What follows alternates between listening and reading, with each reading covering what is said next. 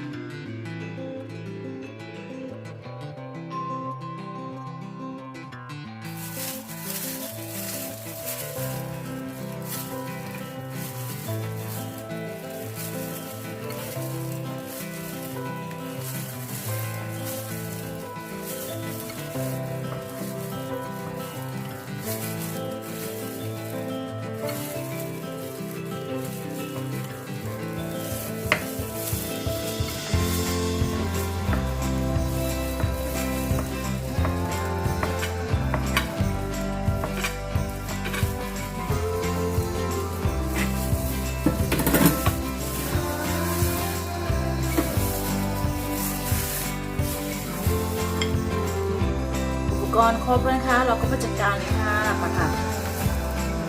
เราก็จะทำการอุ่นเนื้อนิดนึงนะคะเนื้อของเรานะคะ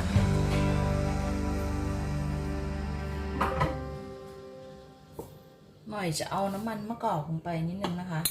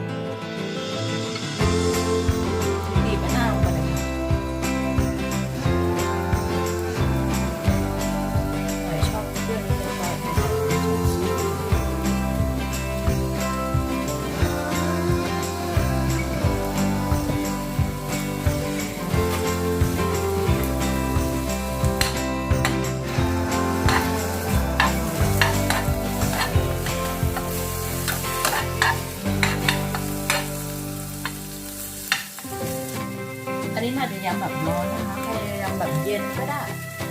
แล้วแต่ชอบนะคะปลาค่ะ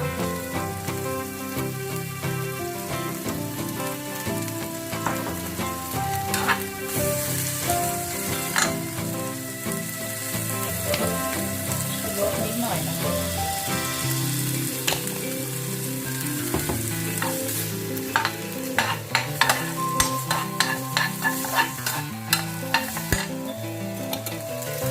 คั่วค่ะไปทำมาเหมือน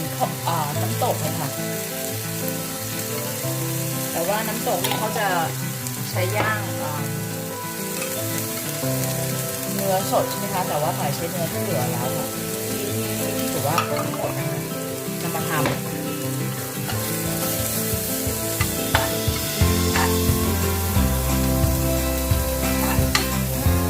พริกสดพริกแห้งนะคะจะรอดไม่แน่นอน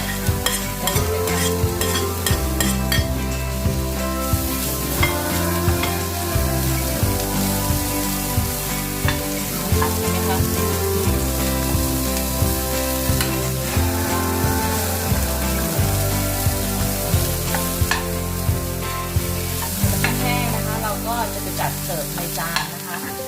ทานกับข้าวสวยร้อนก็เดี๋ยวโรยด้วยหอมเจียวนิดนึงนะคะอร่อยเลิศค่ะ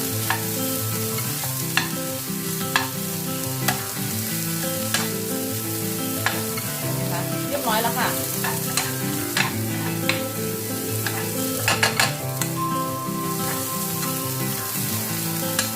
โอเคค่ะ